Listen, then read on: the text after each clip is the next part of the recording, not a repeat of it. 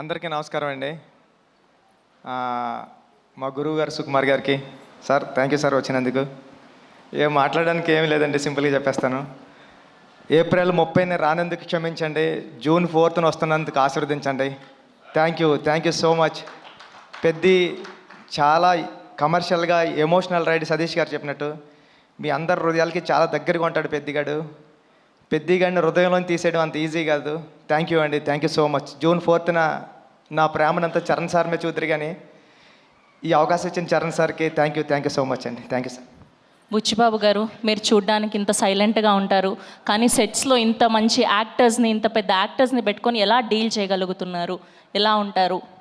ఎలా మేనేజ్ చేయగలుగుతున్నారు? ఈ టెన్షన్ అండి, అంతే, ఇంకేముంటుంది, మామూలు చేసుకుంటాం. బేసిక్గా ఆన్ సెట్స్లో కూడా వర్క్ చేసేటప్పుడు ఇలానే ఉంటారా మీరు? ఇక్కడ అంతేండి, అక్కడ అంతేండి. సుకుమార్ గారిని అడగాలి సార్, ఇలానే ఉంటారా ఆయన సెట్స్లో కూడా, వర్క్ చేసేటప్పుడు కూడా ఇంతే వినయంగా?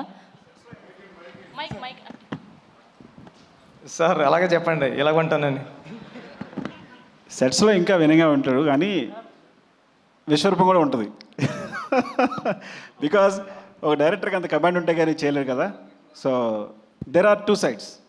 సో డైరెక్టర్గా ఉన్నప్పుడు విశ్వరూపం ఉంటుంది, మళ్ళీ షార్ట్ అయిపోతే ఇలాగే ఉంటాడు.